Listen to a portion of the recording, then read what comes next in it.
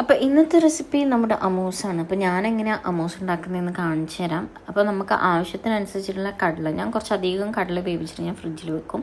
അപ്പോൾ നന്നായിട്ട് വേവിച്ചിട്ട് വെക്കുക. ജസ്റ്റ് ഉപ്പിട്ടിട്ട് വേവിച്ചാൽ മാത്രം മതി കേട്ടോ. ഇനി ഒരു നല്ല എരിവുണ്ടെങ്കിൽ നമ്മൾ ഫുള്ളായിട്ട് ഒന്നിടണ്ട, ചെറിയൊരു ഹാഫ് ഇട്ടാൽ മതി. ഞാൻ ആദ്യം ഒരു ഫുള്ളിട്ടു, അപ്പോഴാണ് എരിവിൻ്റെ ഓർമ്മ വന്നത്. അപ്പോൾ ഞാൻ അതിൽ നിന്നൊരു പീസ് എടുത്ത് മാറ്റി ഒരു 5-6 വെളുത്തുള്ളിയും ആവശ്യത്തിലുള്ള ചെറുനാരങ്ങ നീരും നമ്മൾ അതിലേക്ക് തന്നെ ഒഴിച്ചു കൊടുക്കുക.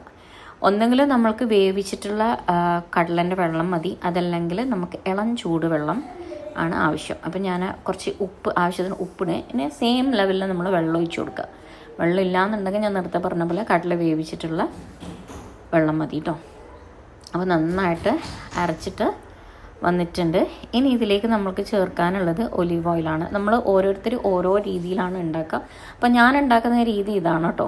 ഞാൻ ഇതിലേക്ക് തഹീന ഒന്നും ആഡ് ചെയ്യില്ല. അപ്പോൾ തഹീന ഇല്ലാതെ നമുക്ക് എങ്ങനെ ചെയ്യാമെന്നുള്ളതാണ് ഞാൻ ഇപ്പോൾ കാണിച്ചിട്ടുള്ളത്. അപ്പോൾ നമ്മൾ ഒലിവ് ഓയിൽ ചേർത്ത് കൊടുത്തിട്ടുണ്ട്. എന്നിട്ട് നന്നായിട്ട് വീണ്ടും അരച്ച് വന്നിട്ടുണ്ട് കേട്ടോ. അപ്പോൾ നല്ല നൈസായിട്ട് തന്നെ നമുക്ക് അരഞ്ഞ് കിട്ടിയിട്ടുണ്ടെങ്കിൽ നമുക്ക് കുബൂസ് ബട്ടൂറിൻ്റെ കൂടെയൊക്കെ കഴിക്കാവുന്നതാണ്. അടിപൊളി ടേസ്റ്റാണ്. അപ്പോൾ ഇത് നമുക്ക് ഒരു പാത്രത്തിലേക്ക് സെർവ് ചെയ്യാം.